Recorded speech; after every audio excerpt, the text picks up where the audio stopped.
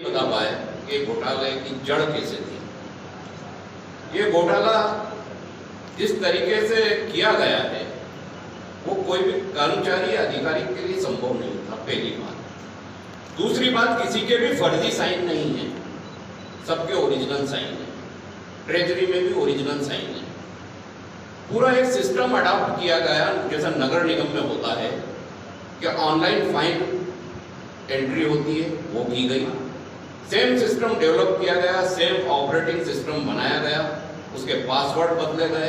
प्रतिदिन पासवर्ड बदले जाते हैं, ट्रेजरी में भी और नगर निगम में भी, जहाँ से पेमेंट और भुगतान होता है। इस पूरी योजना में बिना नेता और बिना अधिकारी के तो संभव ही नहीं है कि इतना बड़ा पैसा निकाला जाता, कि कोई काम ही नहीं हुआ और सीधे बैंक से आरटीजीएस के माध्यम से फर्जी कंपनी में सीधे ट्रांसफर हो गया।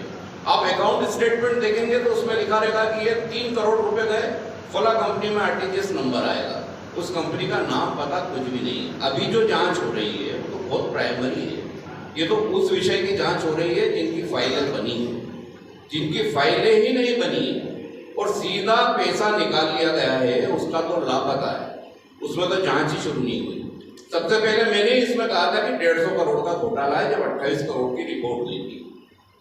कई जगह लोगों ने बोला कि तो हो ही नहीं सकता, ऐसा संभव नहीं है, और बाद में वो सब कुछ संभव हुआ। ये घोटाला सिर्फ इंदौर तक सीमित नहीं है, ये इंदौर की हर नगर निगम में, जिसके आंकड़े भी मैंने खुद जारी करे। अगर ये जांच की जाए पूरे स्तर पर, मध्य प्रदेश स्तर पर, तो ये घोटाला इतना बड़ा निकल सकता है कि जो मध्य प्रदेश के इतिहास में रिकॉर्ड बनाएगा। अब सवाल आता है कि ये घोटाला को एक दिन में तो हुआ नहीं। इंदौर में 20 साल से भाजपा की परिषद, ये राजनीति का विषय नहीं है, लेकिन बात इसलिए कहने में आएगी कि परिषद किसकी? भारतीय जनता पार्टी की। ये 24वें महापौर है। इसके पहले आप रिकॉर्ड देखेंगे तो ये जो पिछले 5 महापौर हुए हैं, उसमें से लगभग 3 महापौर के कार्यकाल में सबसे ज्यादा भ्रष्टाचार हुआ है। चिंटू भैया ने भी वो भ्रष्टाचार गिना है, दोबारा गिनाने की जरूरत नहीं। तो क्यों हुआ है? वही संबंधित महापौर अब मंत्री भी हैं, पहले भी मंत्री रहे, तो जांच एक की भी नहीं हुई। तो क्या यकीन कि इस बार भी इसकी जांच होगी या घोटाले तक पहुंच पाएंगे? वो बिना बड़े नेता के संलिप्तता के तो ये संभव नहीं है।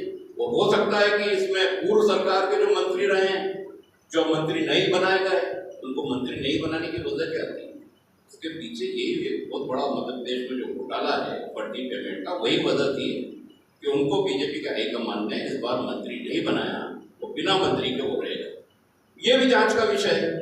ये ऐसे बहुत सारे प्रश्न हैं जो अभी रसातल में छिपे हुए हैं। पता चलेगा कि ये सिर्फ इंदौर तक सीमित घोटाला नहीं है। करोड़ों अरबों रुपए लूटे गए हैं जनता की उस गाड़ी कमाई के जो टैक्स भी जमा करते हैं, जहाँ गाड़ियां आके टैक्स वसूलती है। उन पैसों को अगर सीधे ऐसे लूट लिया जाता है तो वो अपने आप में अपराध है और जघन्य अपराध है। आज पेपरों में छपा कि पानी का बिल ही नहीं भरा। इंदौर नगर निगम के जितने अधिकारी हैं, आप तो इतने बुद्धिजीवी हैं, सब कुछ देखते हैं, सबके घरों को चेक कर लीजिए, एक भी घर में से जलकर नहीं जमा होता है। एक भी अधिकारी जलकर जमा नहीं करता। सबके यहाँ 2-2 इंच के कनेक्शन है पानी। ये 20 साल से है, 25 साल से है, और वही अधिकारी 25 साल से क्यों जमे हुए हैं?